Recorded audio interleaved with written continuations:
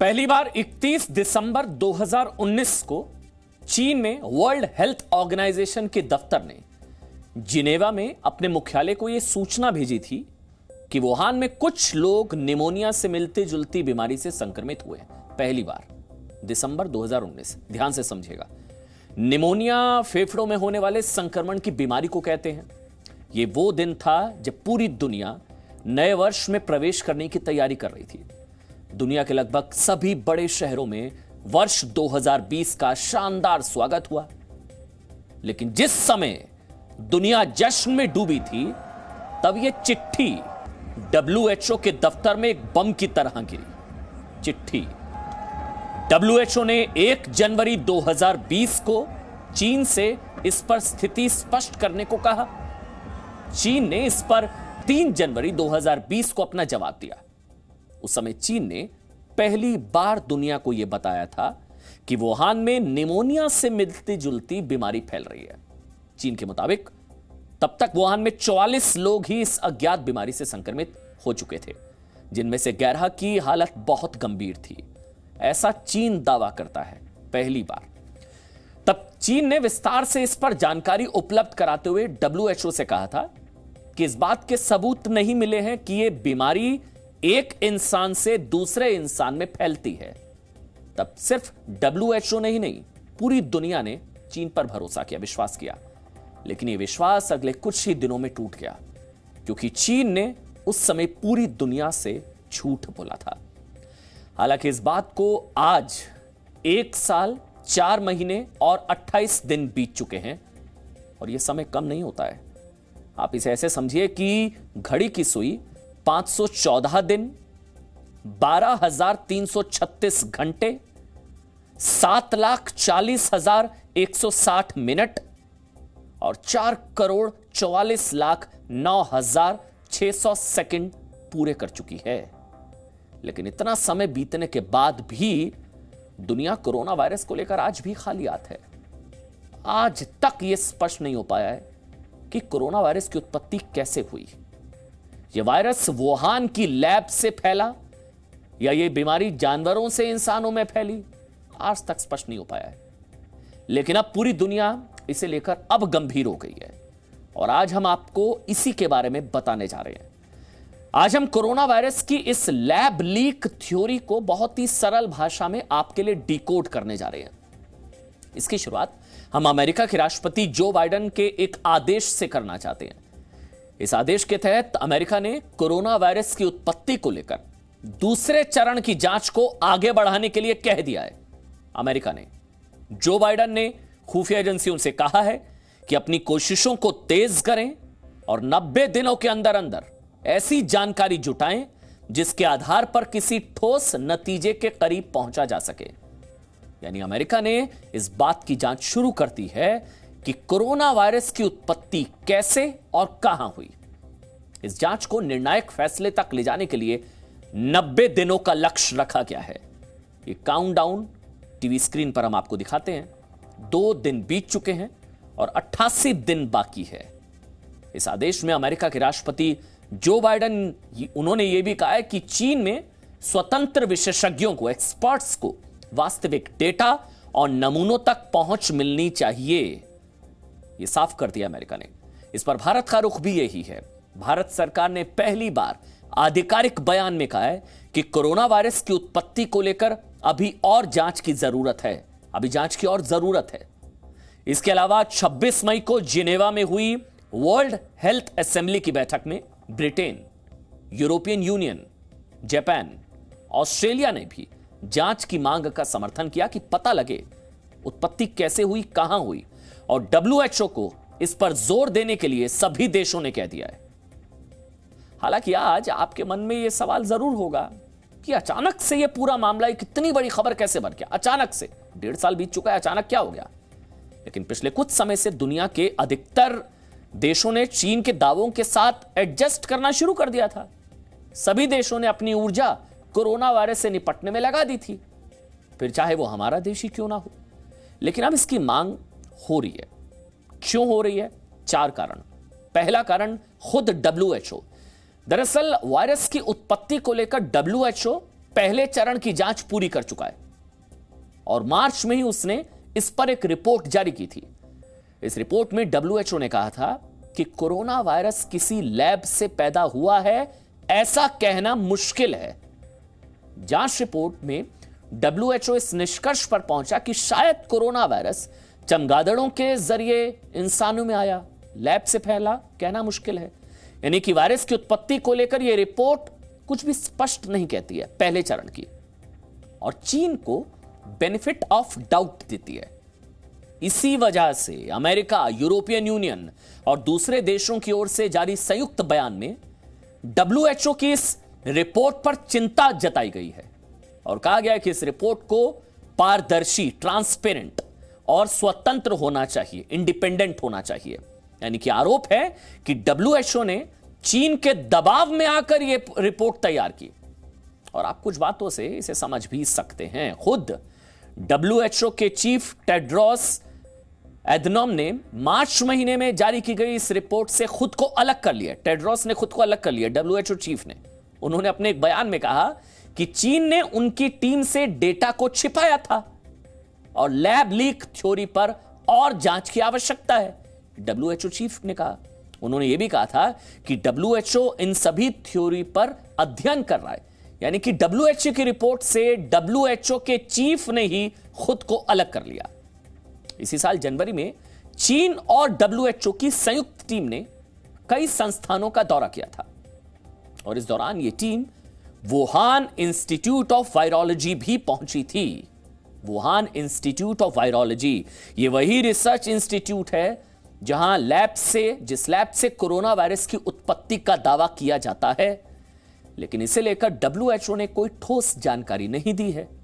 बड़ी बात यह है कि डब्ल्यूएचओ ने पूरी तरह से भी इस बात को नकारा नहीं है कि वायरस वुहान की लैब, इसी लैब से फैला है। इसको डिनाई भी नहीं किया डब्ल्यूएचओ ने पूरी तरीके से। डब्ल्यूएचओ पर चीन के दबाव की आशंका इसलिए भी जताई जा रही है क्योंकि जब डब्ल्यूएचओ के 13 विशेषज्ञों की टीम चीन पहुंची थी तो 2 विशेषज्ञों को चीन ने वुहान पहुंचने से पहले ही रोक दिया था। तब चीन ने इन लोगों के कोरोना संक्रमित होने की संभावना जताई थी और कहा था कि इनके शरीर में एंटीबॉडीज मिली हैं, लेकिन आरोप लगते हैं कि चीन ने ऐसा करके पूरी जांच को ही सेट कर दिया था। आप सुनते होंगे ना कि परीक्षा में क्वेश्चन पेपर सेट किया गया। इसका मतलब यह होता है कि परीक्षा में जो प्रश्न आएंगे वो पहले से ही तय हैं और छात्रों को पता चल गए। चीन ने भी इस जांच को अपने हिसाब से सेट किया और फिर इस जांच की रिपोर्ट भी वैसी आई जैसा चीन चाहता था, और आरोप है कि डब्ल्यूएचओ ने इस पर चीन की खूब मदद की। इसके अलावा ध्यान से समझिएगा, फरवरी में भी डब्ल्यूएचओ की टीम वुहान गई थी और इस टीम में शामिल एक सदस्य और माइक्रोबायोलॉजिस्ट डोमिनिक ड्वेर ने यह कहा था कि चीन ने डब्ल्यूएचओ के साथ वायरस से संबंधित सभी डेटा साझा नहीं किए हैं, ये उन्होंने कहा। इसके अलावा एक और सदस्य थिया कॉल्सन फिशर ने भी यही आरोप लगाए थे और कहा था कि जांच को चीन ने प्रभावित किया था। उन्होंने उस समय जांच के लिए हाईली जियोपॉलिटिकल शब्द का इस्तेमाल किया था। हाईली जियोपॉलिटिकल, इसका अर्थ होता है अत्यधिक राजनीतिक। यानी कि पहला कारण चीन को लेकर डब्ल्यूएचओ का संदिग्ध रुख है, जिसने वायरस की उत्पत्ति को लेकर अब जांच की मांग को तेज कर दिया है। चीन को लेकर शक का दूसरा कारण दुनिया भर के 18 वैज्ञानिकों द्वारा साइंस जर्नल में प्रकाशित हुआ लेख। इस लेख में इन वैज्ञानिकों ने कहा था कि डब्ल्यूएचओ की जांच रिपोर्ट संतुलित और निष्पक्ष नहीं है। उन्होंने अध्ययन करते हुए बताया कि डब्ल्यूएचओ की रिपोर्ट 113 पन्नों की है तो 113 पन्नों की, लेकिन इन 113 पन्नों में सिर्फ 4 पन्नों पर ही लैब लीक थ्योरी की बात की गई है। यानी कि रिपोर्ट सही नहीं हो सकती, इसकी जांच होनी चाहिए, जर्नल में छपा है। चीन को लेकर शक का तीसरा कारण ऑस्ट्रेलिया के एक अखबार में हाल ही में छपी एक रिपोर्ट। इस रिपोर्ट में चीन की सेना पीएलए द्वारा तैयार किए गए एक रिसर्च पेपर के बारे में बताया गया है, जिसमें चीन के वैज्ञानिक, बहुत ध्यान से सुनिएगा, चीन के वैज्ञानिक वर्ष 2015 में कोरोना वायरस को जैविक हथियार के रूप में, बायो वेपन, जैविक हथियार के रूप में इस्तेमाल करने पर चर्चा कर रहे थे। यानी कि वर्ष 2015 में ही इस पर चीन ने शोध शुरू कर लिया था। चीन में स्वतंत्र जांच का चौथा कारण है अमेरिका के अखबार द वॉल स्ट्रीट जर्नल में छपी एक रिपोर्ट। इस रिपोर्ट में कहा गया है कि वर्ष 2019 के नवंबर महीने में वुहान लैब में काम करने वाले 3 शोधकर्ताओं की तबीयत खराब हुई थी और इन तीनों शोधकर्ताओं में वही सिम्टम्स, वही लक्षण देखे गए थे जो कोरोना से संक्रमित होने पर किसी व्यक्ति में दिखते हैं। चीन ने पहली बार 3 जनवरी 2020 को WHO को इस पर जानकारी दी थी और इसमें कहीं भी कोरोना वायरस के नाम का जिक्र नहीं किया गया था। ये वो पहली चिट्ठी थी। यानी कि ये रिपोर्ट कहती है कि चीन ने WHO और पूरी दुनिया से झूठ बोला था। यह जानकारी पिछले साल अमेरिका के स्टेट डिपार्टमेंट ने एक फैक्ट शीट में भी दी थी।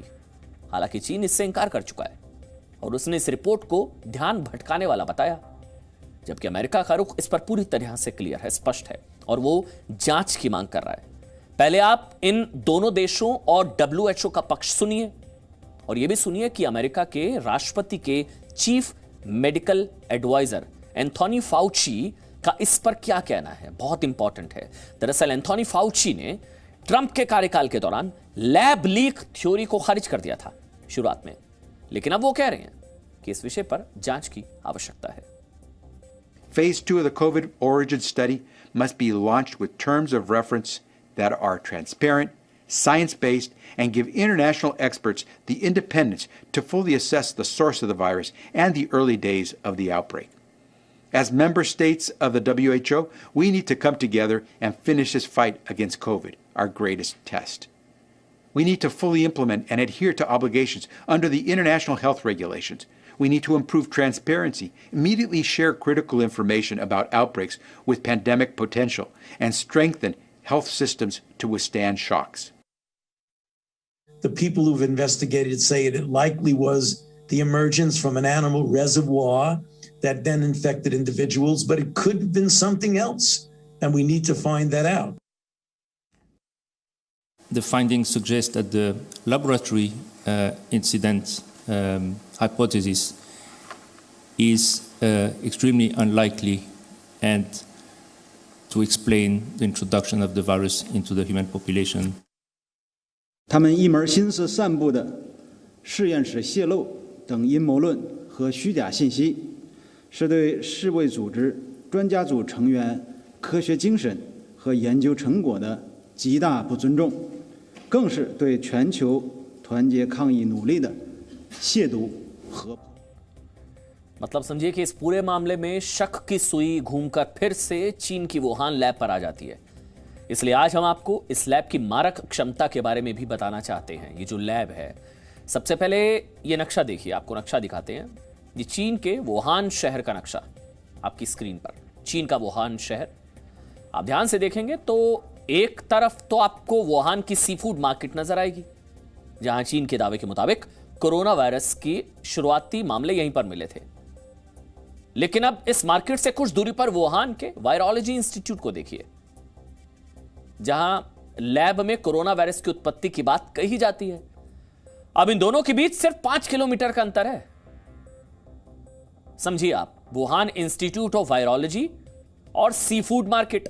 चीन दावा करता है कि सी फूड मार्केट में पहला मामला मिला कोरोना का, लेकिन आरोप लगते हैं कि वुहान इंस्टीट्यूट ऑफ वायरोलॉजी में लैब में कोरोना वायरस की उत्पत्ति हुई। मैप में आप देखिए, लेकिन जो दूरी है सिर्फ 5 किलोमीटर की है, सिर्फ 5 किलोमीटर। मतलब ये वायरस इस लैब से इस मार्केट में पहुंचा, इस बात से भी इंकार, इस संभावना से भी इंकार नहीं किया जा सकता कि लैब से मार्केट में पहुंचा। वुहान का ये वायरोलॉजी इंस्टीट्यूट लगभग 60 वर्ष पुराना है। इसकी स्थापना वर्ष 1956 में हुई थी। उस समय इस इंस्टीट्यूट का नाम था वुहान माइक्रोबायोलॉजी लेबोरेटरी। इस इंस्टीट्यूट की जिस लैब में कोरोना वायरस को विकसित करने का शक है, वो वर्ष 2003 में $44 मिलियन, मतलब 350 करोड़ की लागत से तैयार हुआ। ये लैब 350 करोड़ की लागत में तैयार हुई थी। ये चीन की अकेली BSL-4 लैब है। इसका मतलब होता है बायो सेफ्टी लेवल 4 लैब है। इस लेवल की लैब में सबसे खतरनाक वायरस पर अध्ययन किया जाता है, ये बायो सेफ्टी लेवल 4। इसका मतलब है कि पूरे चीन की ये इकलौती ऐसी लैब है जिसमें कोरोना वायरस पर अध्ययन हो सकता था, और ऐसा हुआ भी। इस लैब में वर्ष 2014 से ही कोरोना वायरस पर शोध हो रहा था, और इसका जिक्र ऑस्ट्रेलिया के एक अखबार की रिपोर्ट में मिलता है। इस रिपोर्ट में बताया गया कि चीन में वर्ष 2015 में कोरोना वायरस को जैविक हथियार के रूप में विकसित करने के लिए एक रिसर्च पेपर तैयार हुआ था, बायो वेपन के तौर पर, जैविक हथियार, जिसमें इस लैब के कुछ वैज्ञानिक भी हिस्सा ले रहे थे। यानी कि इस लैब का कोरोना वायरस से बहुत तगड़ा कनेक्शन है। वुहान इंस्टीट्यूट ऑफ वायरोलॉजी, ये वो लैब। महत्वपूर्ण बात यह है कि जनवरी 2020 में जब चीन ने पहली बार कोरोना वायरस की जीनोम सीक्वेंसिंग दुनिया के साथ साझा की थी ना, जीनोम सीक्वेंसिंग, तब यह काम भी वुहान लैब के वैज्ञानिकों ने किया था। जब पहली बार, ये शक है कि वुहान लैब से कोरोना वायरस पूरी दुनिया में फैला, इसलिए सच साबित भी हो सकता है, क्योंकि WHO मान चुका है कि 2004 का सार्स कोरोना वायरस भी बीजिंग की वायरोलॉजी लैब से लीक हुआ था, सार्स भी। तब WHO ने भी यह कहा था कि यह वायरस इस लैब से एक नहीं 2 बार लीक हुआ था, सार्स। वर्ष 2003 में जब सार्स कोरोना वायरस फैला था ना, उसके लिए भी WHO ने सिंगापुर की एक लैब को जिम्मेदार माना था। वो सिंगापुर की BSL-3 लैब थी। कहने का मतलब है कि वायरस का लैब से लीक होना कोई नया नहीं है, बल्कि कॉमन है। चीन को लेकर शक की कई वजह हैं। जब से कोरोना वायरस आया है, तब से दुनिया में सभी देशों का स्टेटस और उनकी परिस्थितियां इतनी तेजी से बदली हैं कि चीन को लेकर कई गंभीर प्रश्न उठते हैं। हम आपको अब जो जानकारी बताएंगे वो बहुत ध्यान से सुनिएगा, आपको सुननी चाहिए। कोरोना वायरस से अब तक दुनिया में 35,12,510 लोगों की मौत हो चुकी है, 35,12,510, जबकि 17 करोड़ लोग इस वायरस से संक्रमित हुए हैं। क्या इन मौतों के लिए चीन जिम्मेदार नहीं है? पिछले 1.5 साल में पूरी दुनिया को कोरोना वायरस से $11.5 ट्रिलियन यानी कि 862 लाख करोड़ रुपए का आर्थिक नुकसान हुआ। कोरोना वायरस की वजह से दिसंबर 2020 तक पूरी दुनिया में 25 करोड़ फुल टाइम जॉब्स खत्म हो गई। यह आंकड़ा इंटरनेशनल लेबर ऑर्गेनाइजेशन का है।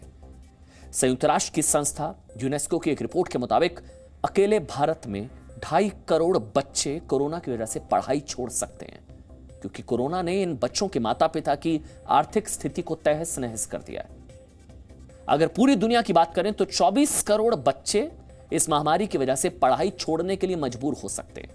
यही नहीं, कई वर्षों की मेहनत के बाद जो करोड़ों परिवार मिडिल क्लास की श्रेणी में आ गए थे, उन्हें भी इस वायरस ने कहीं का नहीं छोड़ा।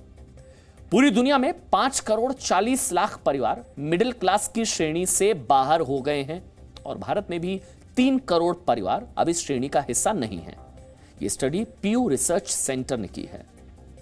इसके अलावा अजीम प्रेमजी यूनिवर्सिटी के अध्ययन के मुताबिक भारत में कोरोना वायरस ने लगभग 23 करोड़ लोगों को गरीबी रेखा की तरफ धकेल दिया। 23 करोड़। इस महामारी काल में नौकरियां जाने की वजह से गरीबी बढ़ गई, गरीबी की वजह से भुखमरी बढ़ गई। अंतर्राष्ट्रीय चैरिटेबल संस्था ऑक्सफैम के मुताबिक पूरी दुनिया में कोरोना वायरस ने 3.5 करोड़ लोगों के सामने भुखमरी का संकट खड़ा कर दिया। समझिए, मतलब पिछले 1.5 साल में कोरोना वायरस ने दुनिया को बदल कर रख दिया। और हमारा मानना है कि इन सभी लोगों को मिले इस कष्ट का मुजरिम पकड़ा जाना चाहिए। अगर इस वायरस की उत्पत्ति वुहान लैब में हुई है तो यह सच सामने आना ही चाहिए, और इसके लिए WHO को निष्पक्ष भूमिका निभानी चाहिए, जबकि ऐसा हो नहीं रहा है। WHO ऐसा कर नहीं रहा है। WHO तो इस वायरस को वुहान वायरस या चीन वायरस कहने पर भी आपत्ति जताता है। इसे लेकर नियमों में बदलाव करने पर विचार कर रहा है, जबकि पूरी दुनिया में ऐसी कई बीमारियां हैं जो जिन देशों, राज्यों या क्षेत्रों में फैली, उनका नाम भी उसी पर रखा गया। कुछ उदाहरण देते हैं ना आपको। स्पेनिश फ्लू, यह नाम इसलिए स्पेनिश फ्लू मिला क्योंकि यह बीमारी पहली बार स्पेन में फैली थी। Spanish flu, Spain. Zika virus पहली बार वर्ष 1947 में इस वायरस की पहचान हुई थी। तब युगांडा के जीका फॉरेस्ट क्षेत्र में यह संक्रमण मिला था और इसलिए इसे दुनिया ने जीका वायरस कहा। इबोला वायरस, इसका नाम भी इसी तरह पड़ा। वर्ष 1976 में अफ्रीकी महाद्वीप में इबोला नाम की नदी के पास यह संक्रमण पहली बार फैला था। इसके बाद इस वायरस को इबोला वायरस कहा गया। इसी तरह निपाह वायरस का भी नामकरण हुआ। मलेशिया के एक गांव है जिसका नाम है निपाह, वहीं से वायरस पहली बार फैला था और दुनिया ने इसलिए इसे निपाह वायरस कहा। मर्स कोविड के नाम के पीछे भी कुछ ऐसी ही कहानी है। मर्स कोविड, वर्ष 2012 में पहली बार इस वायरस की पहचान सऊदी अरेबिया में हुई थी, जिसके बाद इसे मर्स कोविड कहा गया। इसका मतलब है MERS Covid, middle east respiratory syndrome corona virus. जिस वायरस से इस समय पूरी दुनिया जूझ रही है ना, और जो चीन से फैला है, वो इसी वायरस के परिवार का सदस्य है। इसके अलावा और भी कई बीमारियां हैं जिनके नाम उन्हीं देशों पर रखे गए जहां से ये बीमारियां निकलकर दूसरे देशों में पहुंची। लेकिन कोरोना वायरस के मामले में ऐसा नहीं हुआ। इसे तो कोरोना वायरस कहा गया। ये चीन के वुहान शहर से दुनिया भर में फैला। लेकिन विडंबना देखिए ना कि हर शहर अब इसे एक नए स्ट्रेन के रूप में जानता है जो अलग अलग देशों में आया, लेकिन चीन का नाम अब कोई नहीं लेता। आज हमने इस विषय पर वायरोलॉजिस्ट से भी बात की है। उनका इस पर क्या कहना है आपको सुनना चाहिए। इसके 3 मेन रीज़न हैं। पहला रीज़न यह है कि कोरोना वायरस को, कोविड-19 को ये कहा जा रहा है, ये जोनोटिक डिजीज़ यानी बैट से ट्रांसमिट होके ह्यूमन बीइंग में आई है। जब भी कोई जोनोटिक डिजीज़ ट्रांसमिट होती है ह्यूमन बीइंग, हमेशा उसमें एक इंटरमीडिएट होस्ट होता है। या क्योंकि न आदमी जंगल में जाके रहता है, न जंगल का आदमी के साथ आके रहता है शहर में, तो एक इंटरमीडिएट होस्ट एक दूसरा जानवर होता है जो जंगल भी जाता है और आदमी के टच में भी रहता है। तो हमेशा जब भी वायरल डिजीज़ या जोनोटिक डिजीज़ होते हैं उसमें एक इंटरमीडिएट होस्ट होता है। इसमें कोई भी इंटरमीडिएट होस्ट चाइना के द्वारा या अभी तक पता नहीं चला है। तो एक तो ये फैक्टर है। इससे स्ट्रॉन्ग फैक्टर ये है कि चाइना का ये कहना है कि ये बैट से ह्यूमन में ट्रांसमिट हो गया, क्योंकि वो बैट का सूप पीते हैं या बैट को खाते हैं। इसके अगेंस्ट 2 फैक्ट है। एक कि बैट को खाने वाली प्रजाति आदिवासी हमारे उड़ीसा में भी पाए जाते हैं, अभी तक नहीं ट्रांसमिट हुआ। और बैट जो है वो बहुत सारे वायरसेस का रिजर्वायर, नेचुरल रिजर्वायर होता है। इतने सदियों से ह्यूमैनिटी रही है, अभी तक कभी इस तरह की डिजीज़ ट्रांसमिट होके ह्यूमन में नहीं आई, ये वायरस ट्रांसमिट होके नहीं आया। जबकि लोग जंगल में रहते थे तब ये वायरस ट्रांसमिट होके ह्यूमन में नहीं आया। आज जब शहरों में रहने लगे हैं, जंगल और शहर का फ़र्क इतना बदल गया है, उसके बाद वो कह रहे हैं कि ट्रांसमिट होके आया है। चलिए हम ये बात मान लेते हैं कि बैट से ये आया है, तो कम से कम इन्वेस्टिगेशन के लिए हमें वो बैट तो मिले जिसके अंदर इस वायरस को पाया गया है, पहली चीज़। अगर वो कहते हैं कि जी है, तो इंटरमीडिएट होस्ट क्या है, अभी तक चाइना ने भी डिस्क्लोज नहीं किया है। देखिए, जब भी कोई जोनोटिक डिजीज़ होती है, जैसे ये बैट है, ये हमेशा एक इंटरमीडिएट होस्ट होता है और तब ह्यूमन में जाती है। इसमें जो लैब में किया जाता है, क्या किया जाता है कि ये बैट से वायरस को निकाल करके इसको लैब में ही मल्टीपल साइकिल से रेप्लिकेट कराया जाता है। मल्टीपल साइकिल के रेप्लिकेशन के साथ साथ हम उस एंजाइम के थ्रू उस पोर्शन को कट करके, जैसा मैंने बताया था कि एक सेगमेंट ऐड किया गया है, ये एक लैब बायोटेक्नोलॉजी इंजीनियरिंग होती है जिसके थ्रू हम उसे इंसर्ट करते हैं, जिससे उसकी सीवियरिटी बढ़ती है। और ये इंटरमीडिएट होस्ट क्या है अभी तक कोई नहीं जानता, और ये डायरेक्ट ह्यूमन को आ रहा है। 2003 से लेकर 2020 तक के सारे साइंटिफिक पेपर्स की सीरीज़ को अगर हम एनालाइज करते हैं तो उससे हमें ये पता चलता है कि वो वायरस पे रिसर्च कर रहे थे, और रिसर्च करके एक होता है वेपनाइज करना, मतलब कि बायोमेडिकल वॉरफेयर की तैयारी करना, बायोमेडिकल वॉरफेयर के लिए अपने आप को रेडी करने के लिए वो वायरस को लैब में मॉडिफाई कर रहे थे। और ये उन्होंने 2017 के पहले एक्सेप्ट किया है। उन्होंने एरोसॉल मैनेजमेंट, एरोसॉल जिसके बारे में हमें मतलब एज ए डॉक्टर मुझे पता है, बट एक कॉमन पब्लिक को एरोसॉल के बारे में नहीं पता कि एरोसॉल मैनेजमेंट कैसे होता है, उससे डिजीज़ कैसे फैलती है। ये सारे मैनेजमेंट की तैयारी जब एशियन गेम 2008-9 में हुए थे तब से चाइना कर रहा है। तो क्यों कर रहा है? यानी कि उन्हें इस बात का डर था कि उनके लैब में कुछ प्रॉब्लम हो सकती है जिसकी वजह से डिजीज स्प्रेड कर सकती है, तभी वो एरोसॉल का मैनेजमेंट कर रहा है। आप कोई एक्सपेरिमेंट करते हैं, एक्सपेरिमेंट लैब में करने के बाद you want to do in open field to confirm कि आप कितने कॉन्फिडेंट हो। और यही वजह है कि इनके जो ओपन सोर्स के डॉक्यूमेंट है, बुक्स हैं, उसमें ये क्लियर है कि इन्होंने एरोसॉल मैनेजमेंट में बहुत काम किया है।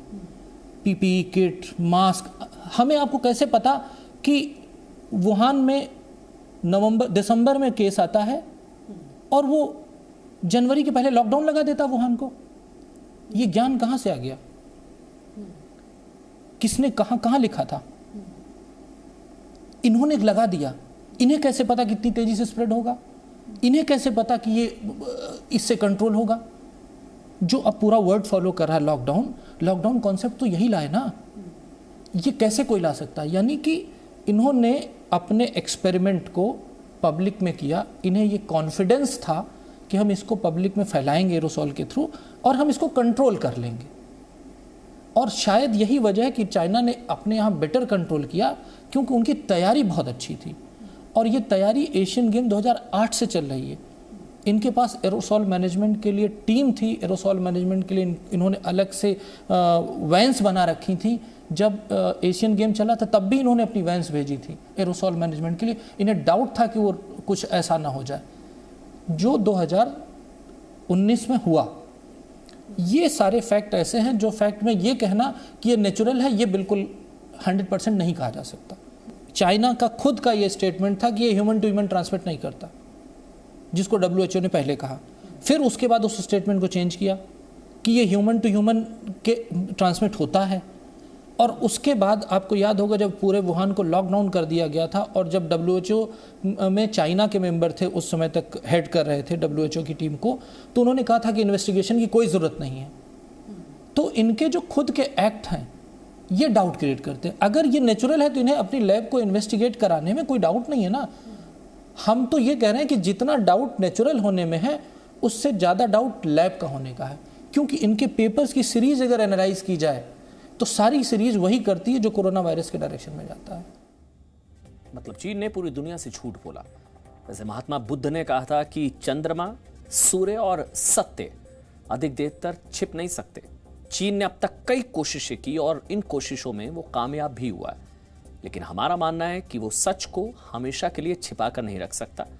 अब उसके झूठ का काउंटडाउन शुरू हो चुका है। अमेरिका ने 90 दिनों का लक्ष्य रखा है सच सामने लाने के लिए, और 2 दिन बीत चुके हैं, यानी कि अब 88 दिन बचे हैं और चीन को यह काउंटडाउन बहुत ध्यान से देखना चाहिए। Presenting B News app available on Google Play and App Store. Download it now.